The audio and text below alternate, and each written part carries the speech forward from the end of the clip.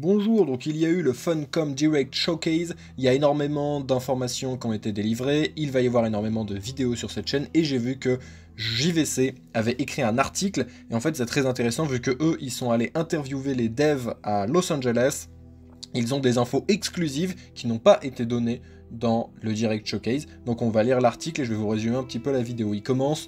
On commence maintenant. Donc il commence. Dune connaît en 2024 un regard intéressant précédent. Donc la sortie, machin.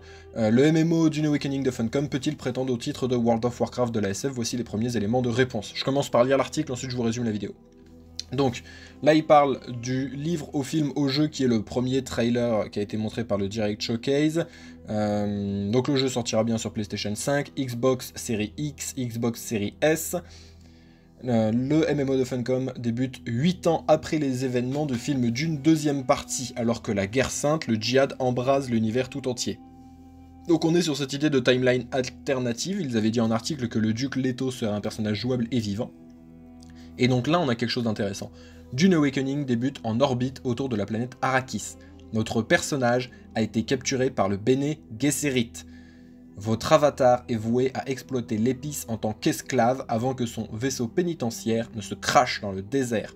Seul survivant à bord, vous errez dans le désert avec un seul objectif, survivre. Et là c'est ultra intéressant vu que ça on ne le savait pas. On ne le savait pas.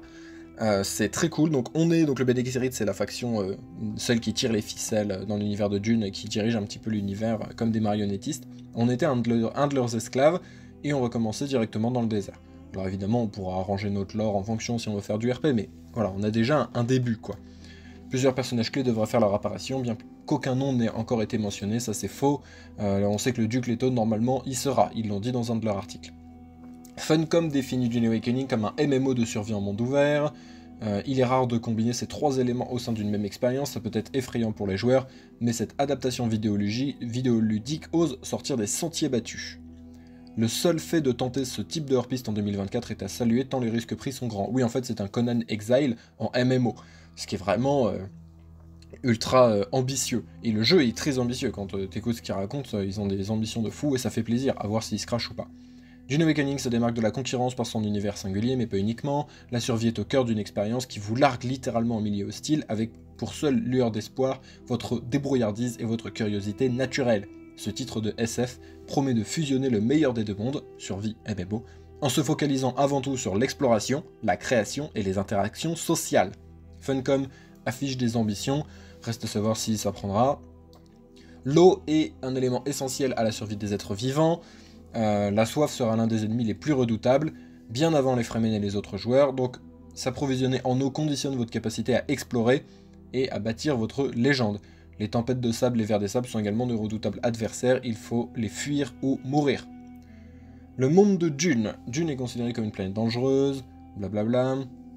Visuellement parlant, Dune Awakening reprend l'esthétique des films de Denis Villeneuve, vu qu'il y a le directeur de la photographie, Greg Fraser, qui il a bossé sur le jeu aussi.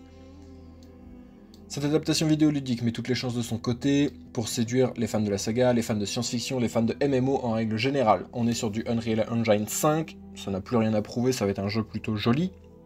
Ils veulent l'optimiser bien, ça c'est une info qu'on a d'extérieur.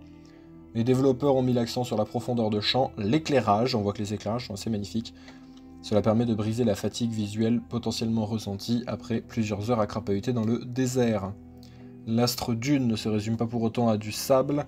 Il y a des événements variés, des canyons, des réseaux souterrains, des laboratoires, des sitches. La planète Arrakis est une invitation à explorer et compte bien récompenser les curieux les plus déterminés. Le messie de Dune, en tant que MMO, Dune ne peut décemment passer à côté des principales mécaniques inhérentes du genre. Donc création de personnages, montée en puissance, emprise partielle sur un monde persistant. L'apparence, les traits de caractère et les aptitudes pourront faire évoluer l'avatar. Les actions entreprises sur Arrakis, les alliances forgées, vont avoir une incidence directe ou indirecte sur votre avatar. Donc il y a une guerre entre les factions, les Harkonnen ou les Atreides, par des jeux politiques, par tout un tas de choses. La destinée de votre personnage est entre vos mains. Il est possible de devenir soldat et explorateur, mais aussi moissonneur d'épices, architecte, et j'en passe. Donc il y a vraiment plusieurs rôles différents, ça peut être très cool. Ils se répètent beaucoup quand même, hein, les mecs de JVC, c'est quand même terrible. Donc Dune Awakening est un MMO de survie, oui, on avait compris. Ils sont encouragés à créer équipements, armes, véhicules, bases, autres forteresses, se prémunir des dangers. Il y a les conditions de vie acceptables dans l'hémisphère nord, mais l'hémisphère sud est beaucoup plus hostile, c'est là qu'il y a le PVP qui est très activé. Donc il y a la zone PVP donc, du sud, avec des gros affrontements, des dizaines de joueurs contre des dizaines de joueurs, voire des centaines de joueurs contre des centaines de joueurs. Et a priori, c'est les Harkonnen contre les Atreides. Il semblerait qu'il n'y ait que 2 factions. Qu'on n'ait pas les Corino, qu'on n'ait pas les autres grandes maisons. C'est ce qu'il semblerait. Et ce qui serait dommage, vu que ce qui est parfait pour un MMO, c'est d'avoir 3 factions qui se tapent dessus. Sinon, c'est le syndrome World of Warcraft avec l'Alliance et la Horde, et c'est un peu dommage, quoi. C'est mieux d'avoir 3 factions. Est-ce qu'il y a les Corino, sachant qu'ils ont dit les Fremen sont des PNJ, c'est pas possible de rejoindre les Fremen. A priori, pour le moment. Des infos que JVC donne. C'est dans leur vidéo, j'en parle après. Donc l'hémisphère sud... C'est dans l'hémisphère sud que le sable, les tempêtes refont la map toutes les semaines. Toutes les semaines, une fois par semaine, la map de l'hémisphère sud sera complètement refaite. Les lieux d'intérêt et l'environnement changent radicalement, donc ça revient à faire revenir les joueurs. Et les installations, du coup, disparaissent au bout d'une semaine. Donc on peut mettre des installations dans l'hémisphère sud. Alors sur le sable, vous allez avoir des vers des sables, mais supposons que tu trouves un canyon dans l'hémisphère sud, tu mets une base, elle reste pendant une semaine, au bout d'une semaine, la tempête la détruit. Pour garantir la sécurité des installations, il est conseillé de forger des alliances, se regrouper en guildes. Cela permet de rassembler plus rapidement des ressources, de bâtir des grandes structures, de résister aux attaques. Dune prend des allures d'un jeu d'action à la 3e personne, impliquant des dizaines voire des centaines de belligérants, blablabla. Ok, intéressant même s'il se répète beaucoup. Maintenant, les infos qu'on a de la vidéo qu'ils ont faite pour parler à l'oral. Donc, au début, la survie passera par l'eau, affronter des animaux, affronter les tempêtes, et affronter les Fremen. Ça va être vraiment le début, c'est de la survie. Survivre, boire de l'eau, boire l'eau des plantes, éventuellement tuer un mec et boire son sang.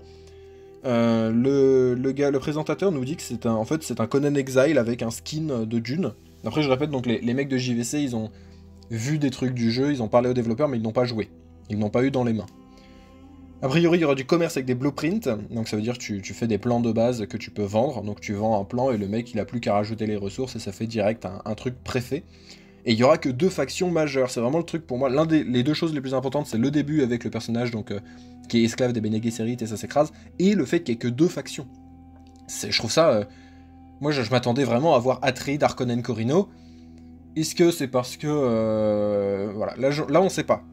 Est-ce que c'est pas confirmé qu'il y a que Harkonnen et que Atreides?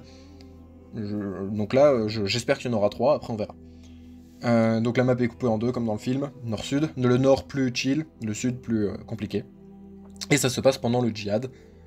Voilà, vous avez toutes les infos de cet article, il y a quand même des choses intéressantes. Des choses un peu inédites. Il y aura d'autres vidéos qui vont sortir sur le Direct Showcase. Et à très vite pour de nouvelles vidéos, informations et lore.